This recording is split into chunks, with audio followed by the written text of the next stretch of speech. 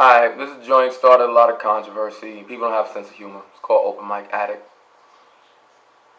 There's a problem I've encountered at a lot of open mics. I'm not trying to be melodramatic. I don't want to insult most of my other fellow artists or cause any unnecessary static, but there's this small few, this select group that I've noticed whenever they see the mic or the spotlight, they get an uncontrollable urge to grab it.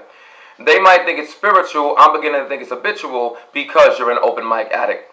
I think that you go through withdrawals if you had to go a whole day without any applause.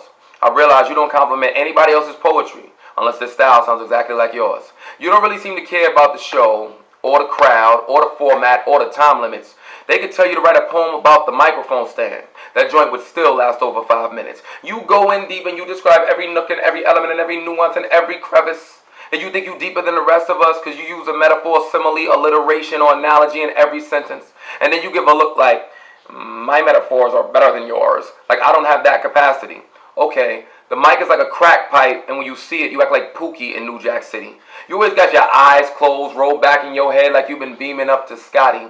You the type that'll drop your new shit anywhere, like a child before you teach them to go potty. Come on, real talk, am I lying? You know you've seen the type. The kind of people that read their erotic piece at a youth open mic. The kind of people that obviously copy down a lot of big words that they saw in the thesaurus. Then they give you a bunch of mundane and meaningless metaphors about the birds and the bees and the seas and the trees and the forest. The kind of people you want to hide your microphone from when they walk up in your cipher. The kind of people who have verbal diarrhea and make you wish that they were wearing an oral diaper. The kind of people who claim they write poetry because it's the community that they want to help. Okay, just between you and me, if you wanted to affect your community, then why so many of your poems about yourself?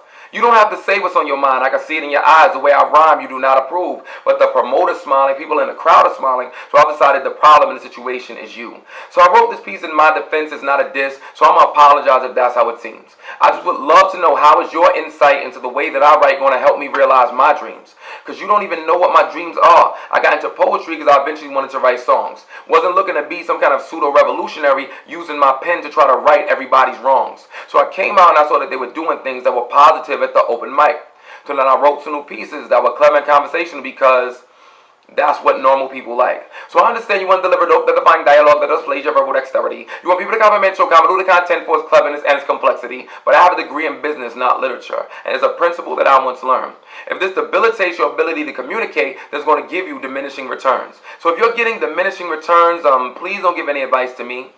Because you do 5 open mics a week and 5 poems a night and you still can't sell 5 CDs. When I got into poetry, I saw people in small cliques that call each other stuff dope. I'm like, that's kind of funny.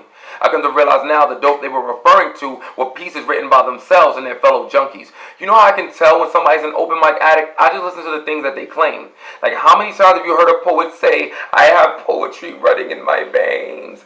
It's sad. I think that you injected it intravenously. Then you reject the MC like me because I can be conscious, clever, rhyme at the same time and do it all so easily. It is silly for me to use a bunch of similes because I don't use them in real conversations. Metaphors are just like drugs and alcohol, best used in moderation. And as far as all that excessive alliteration, that is like the generic imitation of real lyrics. It's when you don't have a real concept or real depth, but you want to give your poems that kind of appearance. And as far as all these analogies go, they're for poets that are anal.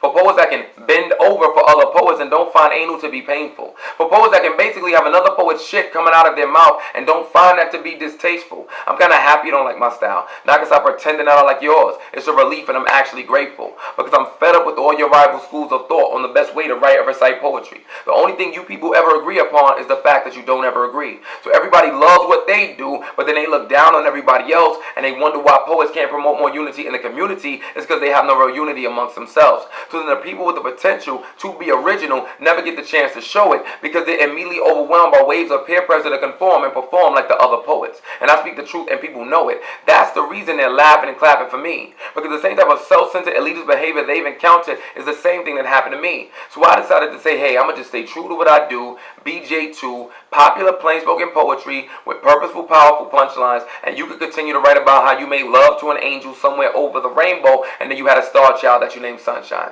Hey, don't shoot the messenger. Somebody has to say it. You write a poem that adheres to somebody else's formula, we end up hearing a poem that sounds formulaic. Most of these self-appointed leaders are dictators. People should be able to choose who they want to follow. You a hater if you sit in the crowd and judge and boo people at an open mic, because this is not amateur night at the Apollo. So, problem going on at a lot of open mics. I hope I wasn't melodramatic.